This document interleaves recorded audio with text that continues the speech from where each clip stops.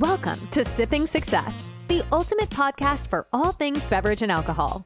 We are here to quench your thirst for insights, analysis, and a splash of entertainment. Get ready to dive into the world of beverages with us.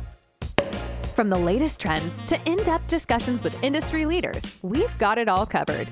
Whether you're a connoisseur or a curious sipper, Sipping Success is your go-to guide.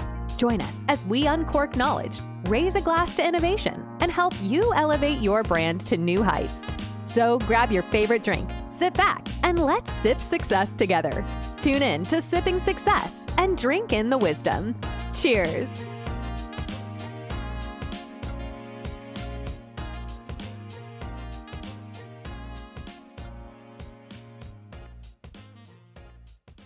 This podcast is brought to you by Mushroom Media, the go-to digital media agency for all things marketing.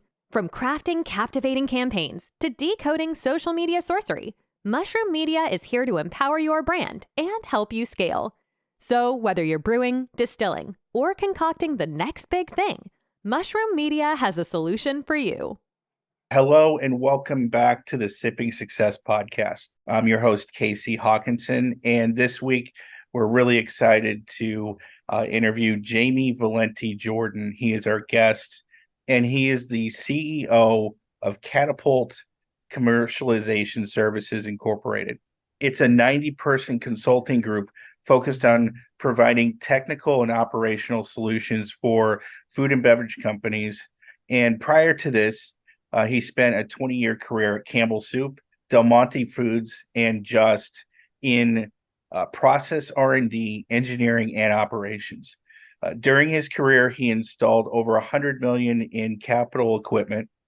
That's $100 million in capital equipment, commercialized over 1,000 products, and received a patent in tomato peeling. He teaches food engineering and food processing at Mount Mary University. He serves on the board of directors for IFT and is a strong advocate for emerging and scaling brands. Personally, he also serves as a Cub Master for his son's Scout Pack and Dungeon Master for his weekly D&D campaign. And we're, again, excited to have you here on this episode, Jamie. Just from the bio there, we're going to, I'm sure, have a lot of interesting questions here for you. But first, if you could help us get started, we'd love to dive even a little bit deeper into your history, number one. And number two, kind of walk us up to the point of you leading and founding Catapult Commercialization. Absolutely, Casey. Thanks for the opportunity. So yeah, happy to kind of go over my background, how I started this journey. So, going all the way back, I actually fell in love with the food industry through an internship with General Mills that I had during undergrad. Enough that I turned down 6 figures from Exxon right out of undergrad and went to go back and get a master's in food science instead and specialized in food. So, did that at Madison. While I was there, fell in love yet again, this time with my wife, who I then followed out to New Jersey and started working with Campbell Soup out there in process R&D. It was kind of my first role right outside of grad school. And with them, went through, did kind of a lot of the grunt work that we don't really realize. Every sensor in every plant actually has to be tested and validated and things like that. So that involved climbing inside of tanks and checking the load cells with my weight, standing on top of things that were probably not terribly safe, but and going through lines and lines of logic, all while avoiding getting tomato paste dumped on my head.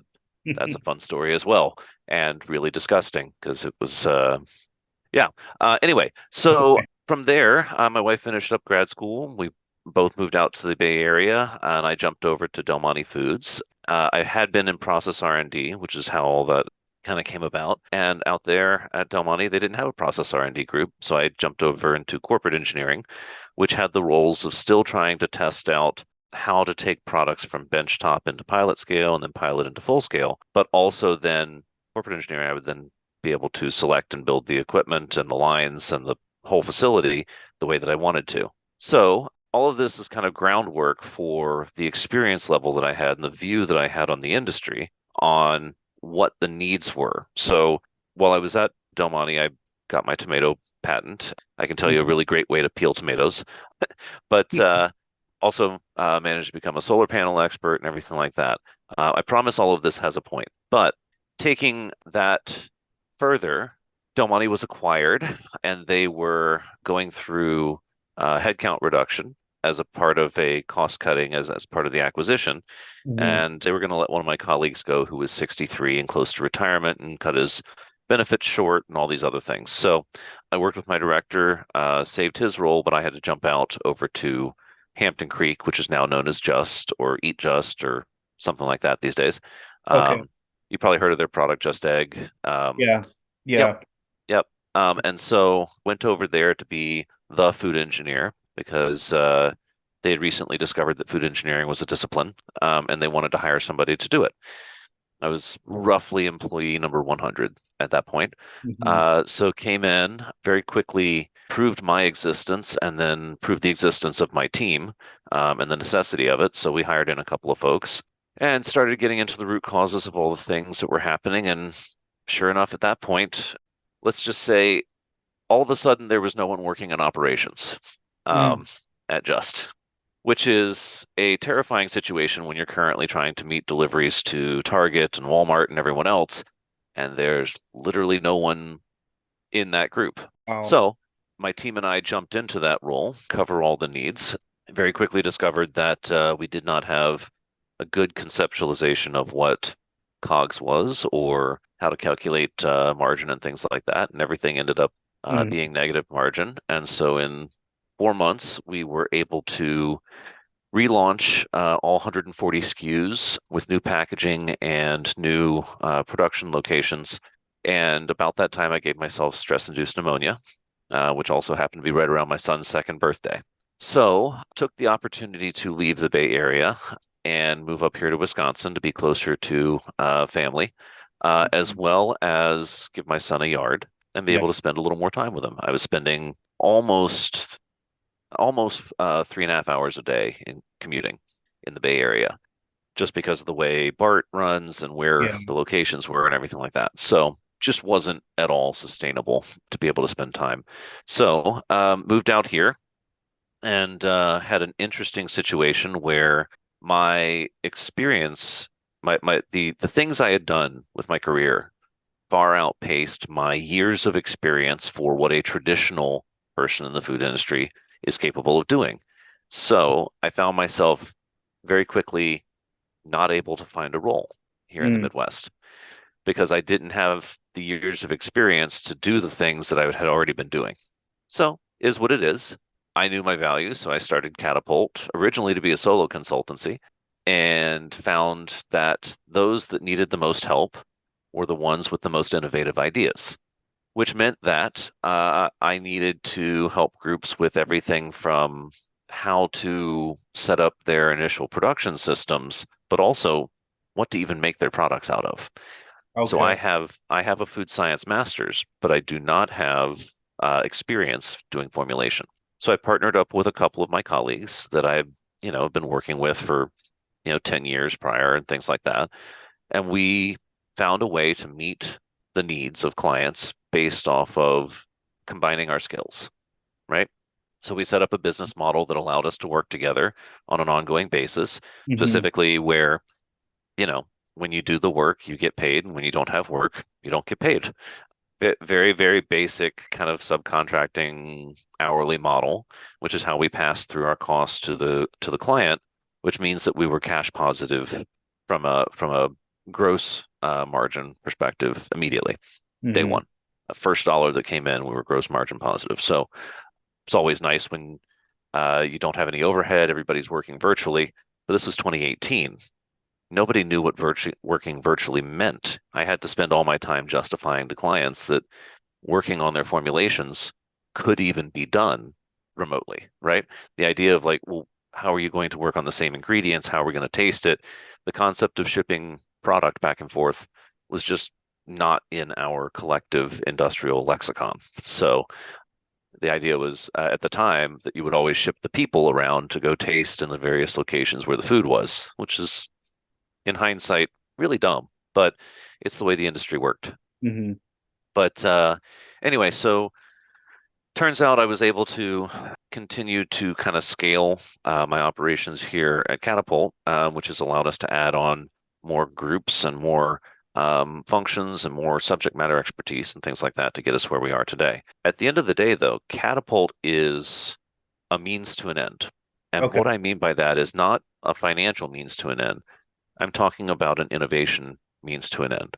So one of the things that I discovered working first at Just and then at Catapult was that the most innovative ideas were coming from outside the industry, the ones that really would push the envelope, really testing new concepts, not necessarily always supported by data, but definitely off the beaten path. Those ideas had not been coming out of the industry for quite some time because for the last 20 years we've been clear cutting our R&D groups across the industry, our long-term R&D groups, the ones that have been looking 3 to 5 years down the line and investing their time and energy in developing the technologies necessary to meet those needs.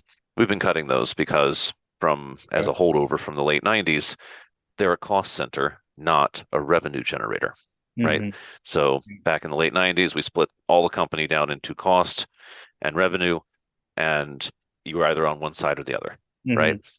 So everybody wanted to cut costs. This is where they targeted. So, and this isn't a revelation to a whole lot of people. All of us in the food industry have been living this. Like, this is not throwing any large company underneath the bus. They generally have all been doing this because they're trying to, at the end of the day, their heart's in the right place. They're trying to provide food at the lowest possible cost to consumers for the sake of basic human nutrition. At the end of the day, we're feeding people, right? We're not providing a selective technology that everyone does not need. This is something where everyone needs food. So anyway, what that has left is when the World Health Organization in, I think it was 2008, put out a report saying, hey, by 2050, we're going to have more people on the planet than we have in, food systems to actually feed. There's going to be massive starvation, wars over food and things like that, which everyone kind of looked at and said, well, I guess that's the next generation's problem because it was 42 years in the future, right? Yeah. Well, fast forward the last 15 years, 16 years, right? It's not the next generation's problem. It's our problem, right? So my eldest will turn 35 in 2050. I am not leaving him a planet where people can't eat. That is not something that I'm okay doing. I can't affect the water. I can't affect environment. I can't affect politics. Those are outside of my scope of influence. Mm-hmm. But what I can influence is food. And so we do that by activating the innovation that generates new products and offerings to consumers that are looking at how to, let's say, use less resources, maximizing output, maximizing biodiversity, optimizing assortment of products and nutrients and things like that. All of these kind of new age thoughts that have led to the generation of thousands of companies that have tried to tap into this in the last, let's say, 10, 15 years, right? Mm-hmm. And if you take all of that and roll it together with investors getting the same sort of information, you see what is really a ludicrous amount of investment into food over the last 15, 20 years, right? I mean, it's tens, hundreds of billions of dollars, right, that have been dumped into food. And honestly, they've put it in the wrong places. The places that talk a nice game but have no technology to speak of are commonly the ones that have gotten the largest amount of money. The 7, 8, 9-figure deals. Okay. And so my point in all this is there's going to continue to be investing in this because we haven't solved the problem yet. Every time we've had this problem in the history of mankind where our agricultural or food systems can't keep up, we've always overcome it. We've always overcome it by technological innovation. If investors are the ones willing to put forward the money to invest in finding those solutions, they necessarily are going to get the rewards as well, right? So that's what they're betting on. It's really a financial game, but they're playing the market and the global market trends, right? So at the end of the day, we want to be there to activate and bring those industrial resources, those food industry resources to those innovative brands in order to allow them to bring their products to market and grow them. What that has led to is really the industry kind of waking up to that. So, but what I mean by Catapult as a means to an end is that Catapult is really our first volley into solving this problem, my first volley into it, right? Okay. My second is working at a global scale with the Institute of Food Technologists, IFT, which I'm now on the board of, Okay. and working to bring those industrial resources to these brands that are working on this innovation that will truly, when it scales, impact the world's ability to produce food. So anyway, and these Yeah. types of innovations are things like making plant-based meat better, right? I'm Hmm. gonna be the first one to tell you that a lot of the stuff is really bad, right? Yeah. But it's getting better. Every 6 months, there's improvements where it's like, well, it's not beef, but it's actually it's getting better, right? It's getting there, right? The texture's getting a little bit better, the flavor's getting a little bit better, color's getting a little bit better. We're making incremental improvements through, the wrong direction. We're having to build up entirely new brands in order to make these incremental improvements. We really should have a much more concerted effort where the people with the ideas are all working together to create the best products, but it's not always the way the market works, right? Yeah. I guess I'm interested to know a little bit about, so you've got really two endeavors in this. And so let's go back to Catapult for a second. Because I there was something very interesting you said where, a lot of the innovation happens outside of these R&D departments, of a Campbell Food or a Del Monte or et cetera.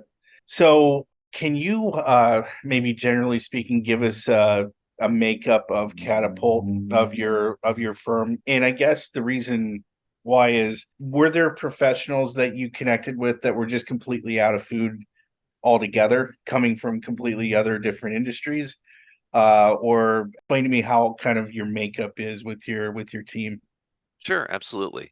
So I think given my background, the people that are closest to my network are generally those in similar roles. So product developers, process developers, engineers, things like that. So I Hmm. have 40 product developers.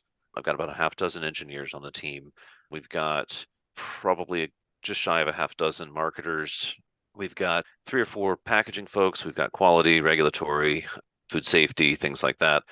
We have a couple of folks who go out and find contract manufacturers.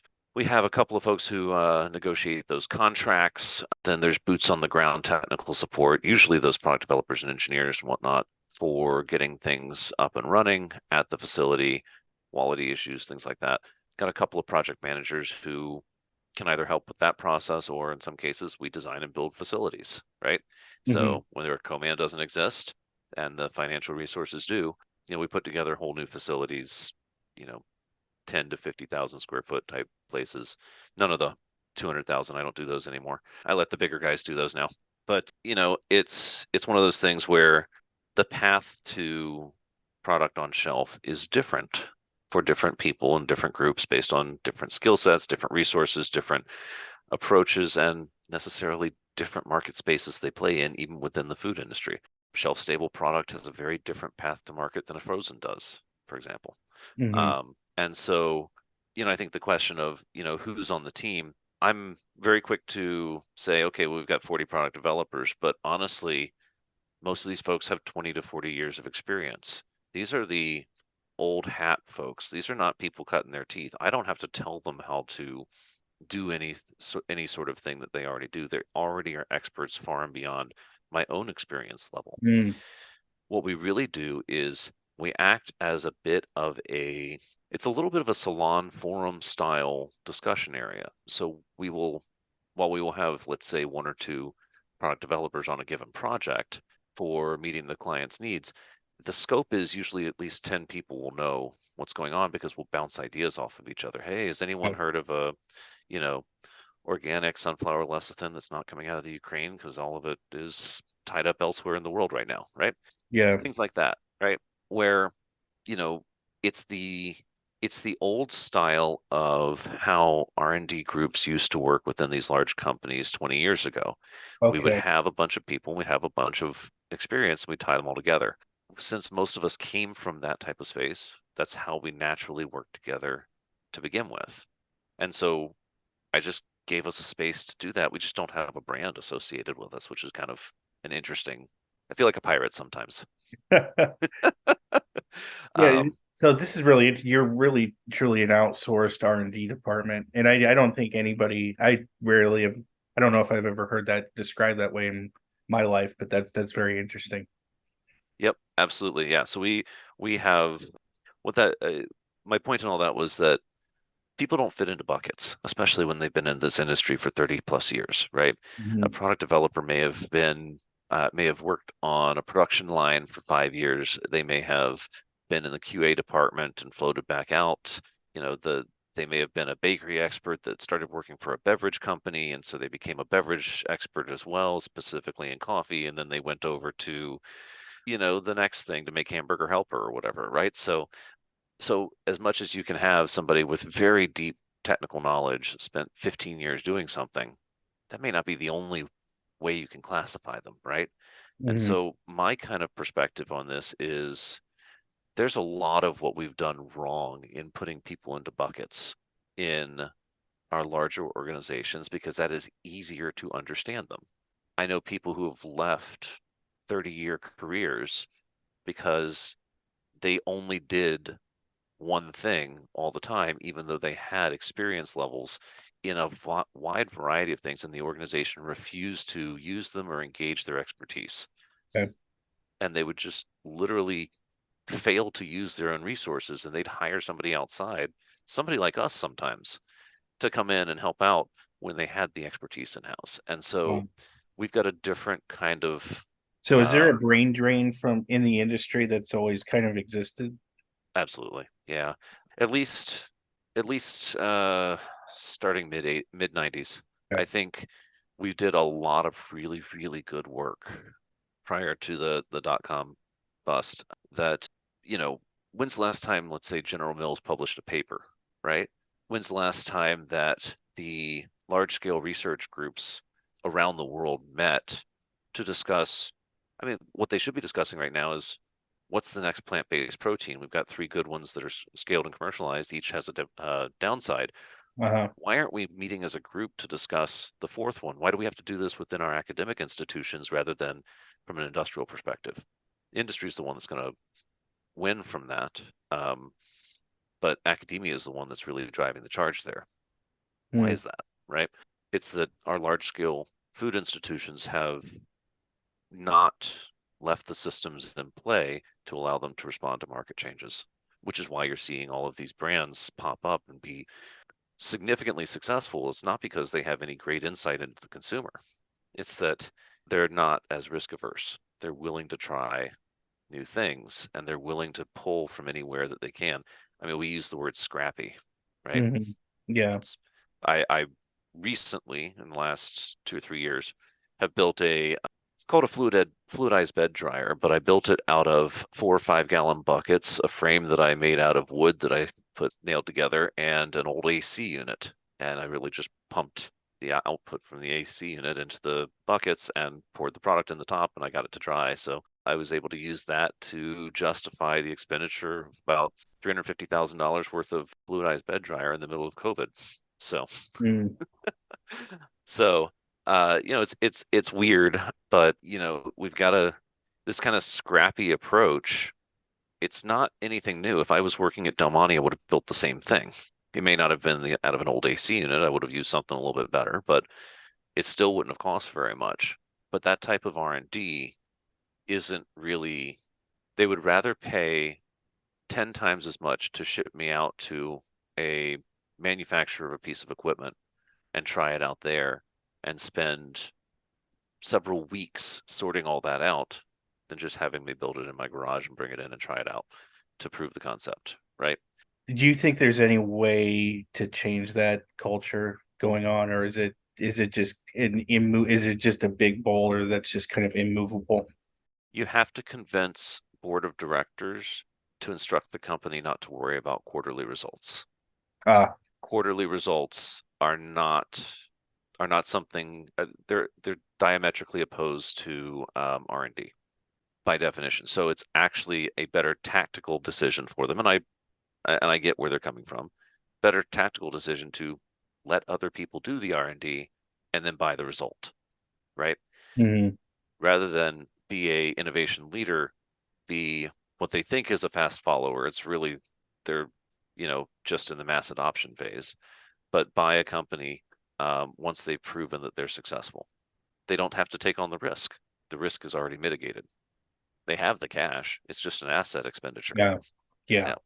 So I think it might actually be baked into our system now. I don't know that large companies are going to pivot back to heavy duty R&D ever. What we might see is the emergence of think tanks and things like that. That something like what we get out of RTI in North Carolina, the Research Triangle over there. Okay. We see a lot of stuff popping up around universities where people are trying to take academic research and convert it into engagement in the market, which 99% of that fails because of a lack of understanding of what the market is. You can't just make a really good product and hope that it sells. There's a lot of sides to all of this. And so anyway, I think a lot of innovation dies on the vine just because of lack of understanding of what it takes to bring it to market. Thus Mhm. the need for a commercialization group that does understand that. And then can you expand on tell us about your work with the IFT, how you got connected with that organization, and is it, just at a higher level of being on the board of directors? Can you just shed some light on that? Sure. I mean, I originally got engaged with them through my food science club back in 2004 because we were entering a competition, product development competition that they evaluate every year in the summer at their annual meeting in July. And so that was my first trip to the annual meeting. Not most people, a lot of people feel like IFT is the annual meeting. There's a lot more that goes on behind the scenes, but primary point of engagement for a lot of folks is that annual meeting. And we won that product development competition on our first tryout there with the University of Wisconsin-Madison in 2000. Yeah, it would have been 2005, the annual meeting. So anyway, I got further and further engaged. It was definitely the trade group for food scientists, food engineers, those in the technical practice of food. And so I just kept volunteering for more things. Eventually, I ended up on the non-thermal processing division. That's the group that developed the HPP, in other words, high pressure processing. I'm going into too much detail, but basically it's the thing that allows us to have refrigerated food, things like chicken over rice and things like that are skin packed, Okay. that last for 180 days, let's say, in distribution. Whereas before you would have been maybe able to get 14 to 21 days out of it, which means if you didn't get it all the way through the supply chain and in the hands of consumers in enough time to consume it before that shelf life ran out, you ran the risk of making them sick. And so those type of products literally just couldn't make it through our supply chain that quickly. Hmm. Now we have ways of extending shelf life much beyond that. Anyway, so non-thermal processing division at IFT is the one that actually got that through the FDA and making sure that it's all safe and things like that, all the challenge studies. But that has allowed us to look at other technologies out there as well. And as I continued to work with them and engage in various levels, I ended up becoming the chair of that division. And that eventually led to dealing with some of the challenges that have been brewing for over a decade and helping to kind of sort those out. IFT is not the only group out there that claims to be the one to support the science of food. There are at least continental ones in every case. There's some even local sections and things like that that are even smaller, that all of which try to be the center point for all food science.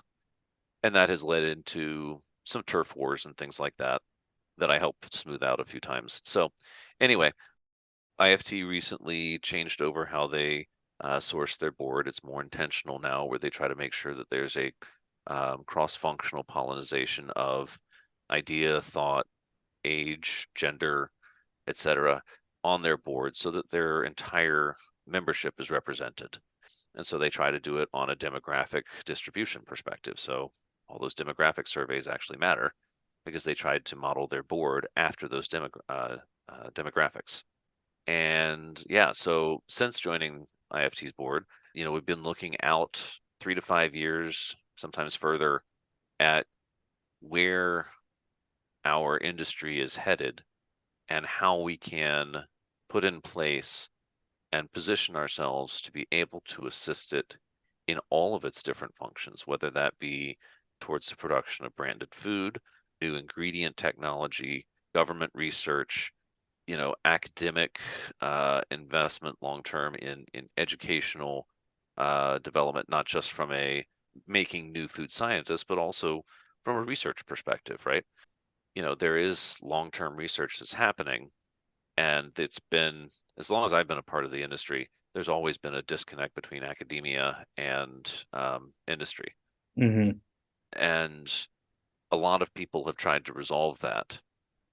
But it's kind of like the further down that split we go, the further apart people are.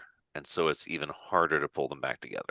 So we're pretty far down that track. It's very challenging to find common ground between those in academia and those in industry.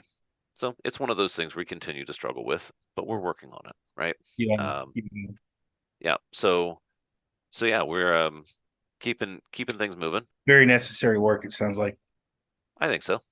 Yeah. And just doing a quick break here for the audience. You are listening to the Sipping Success podcast. I'm your host, Casey Haakinson, and we've been having a very interesting conversation with Jamie Valenti Jordan. He is the CEO of Catapult Commercialization Services. And we are getting kind of towards the end here with you, Jamie. And I want to thank you for all your insight and really detail on your work, not only what you just summarized here a few minutes ago with IFT, but also your career and how you've built Catapult. Part of our last segment here, got two questions for you. First one being, what advice would you give maybe to somebody younger looking to come into food and almost maybe try to emulate your career path? I don't know if you ever get asked that question since you are closely tied to academia, but what sort of advice would you give kind of a younger person looking to break in? Absolutely. I actually get asked that question almost monthly. So Okay. my biggest suggestion to folks entering the industry now is don't emulate where I am. If you want to follow me, emulate where I've been. Okay. And by that, I mean, I have a lot of those folks graduating from school looking to get into consulting. I understand you just spent 4 years studying food science, or maybe even 6 or 7 or 10. Can't consult a industrial company on how to do industrial food science until you've had a chance to learn it, and you haven't learned it until you've worked in it. So my suggestion for those is don't do consulting. You can't charge anything for it because you don't know how to necessarily bring stuff to market. Okay. Instead, find a group that matches up with your passion. So every one of the large organizations, they at least do lip service to some sort of missions and goals and things like that. Research the groups before you apply. Mhm. Spend your time networking. Spend your time as a student, even going to things like IFT, and guaranteed you will meet people that you didn't think possible to meet. I sat on the bus I think it was my second IFT. No, it was my first one, actually. I sat on the bus next to at the time, the president of Pizza Hut. Mm. And I looked over at him and I started talking, and I was like, "So, what's your name?" Knowing that we were all wearing badges, we all know each other's name. Mhm. Um, but awkward student, that's what you do. And so we just struck up a conversation sitting on the bus for about 5, 10, 15 minutes. I emailed him afterwards, thanking him for the conversation, things like that. And that was kind of the end of that discussion. But from that, he introduced me to 2 or 3 other people who introduced me to several other people, because the food industry is incredibly small. We all know each other eventually. If you've been in Mhm. the food industry for about 10 years, you probably know a good I don't know, it seems like 25% of the industry. It's so incredibly small that after 10 years, you'll see people floating from one role to another. And all of a sudden, you were colleagues going going out for drinks in grad school, and now you're calling them trying to strike up a $2.5 million deal, right? Mhm. Um, and it's one of those things where you have to put in the time to listen and learn about everything that school didn't tell you about. It's kind of like the first 5 years you're really still in school, you're just getting paid for it. Yeah. Um, but I would say take the time to at least spend 2 years somewhere, getting to know what you do and do not like about the industry, and learning how things work, listening more than you speak, but then also doing the work that needs to get done. And as you do that, you will gain the knowledge and experience that will allow you to do things fun and exciting like consulting. I don't think it's all that fun and exciting, but I understand why it looks sexy from the outside. But yeah, I'd say spend the time learning, be a continuous learner. I've still consider myself a continuous learner. I don't learn as much as I used to, but or at least I don't dedicate as much time to it as I used to. But like get trade journals. I like still come in magazine form, paper magazines. Until you know what you like about different areas, get as many of them as you can and read them cover to cover. Yeah. As dumb as that sounds, there's actually some decent content put out there by our food journalists out there. So, it'll give you a read on the ebb and flow of the industry that is necessary for being able to hold a conversation on a bus with the president of Pizza Hut and maybe picking up a job along the way, right? Mm. Spend Yeah. the time as a student learning and engaging in the rest of the industry that way. Thanks for sharing that story. That's very very well put. Very, I think it's just wonderful sage advice to just about anybody. And then last question for you here, a little bit of self promotion here, but if anybody in the audience wanted to partner with you, or probably better put, if they had a question for you about your work, how would they get in contact with you? And then, with Catapult, with your work at Catapult, if you could share maybe like how people can interact with you online, whether it be through your website or any socials that you might have. Sure, absolutely. I'll preface with I love chatting with everyone. I chat with students as well. If you want me to review your resume and redline it, I will warn you right now. I've got a red pen on my desk in my hand. It's a audio podcast. You can't see that, but I keep a red pen and I will mark up your resume 8 ways to Sunday to make it Great. as best as possibly can. So all the way through to, you want to talk about strategy for the next 20 years in the food industry, happy to sit down and have a conversation about that. But if you're looking to get in touch with me, website is catapultserve.com. That's CATAPULTSERV as in Victor.com. On there, you will find our email address. It's leadership at Catapult Serve. I prefer to go there. That way my team can make sure that I actually respond to your message. And if you look in the bottom corner of every page is my personal cell phone number. I put it up on the website. Feel free to call it. Please don't text me. If I don't know you, don't text me. I'm not going to respond. Okay. But if you want to just see what's going on and just put me in your circle, I do try to post almost every day on LinkedIn. So add me. I'm the only Jamie Valenti Jordan out there. My wife is the only other Valenti Jordan out there. So you're not going to have a hard time finding us. Yeah. Yeah. Great. Great. Well, thanks for sharing that. And you've been listening to another episode of Sipping Success. We just wrapped up a really great conversation with Jamie Valenti Jordan. He is the CEO of Catapult Commercialization Services. Jamie, I want to thank you for coming on and sharing all your insights. I know, maybe later on in the year we'll have you back again. I'd love to. There's more stuff that I think that we kind of left on the table. I'd love to hear more about the tomato peeling and that patent and a few other things. So we might be reaching out here soon later on in the year. Absolutely. Well, thanks again. And thank you all out there for listening. And until next time, you have been listening to Sipping Success. And that's a wrap on another insightful episode of Sipping Success, brought to you by Mushroom Media. We hope our discussions have left you thirsting for more knowledge in the world of beverages and alcohol. Stay connected with us on social media for updates. And remember, the journey to success is best enjoyed one sip at a time. Keep exploring trends, connecting with leaders, and scaling your brand. Until our glasses meet again, cheers to your continued success. And may your cups always runneth over with inspiration. We'll catch you in the next episode.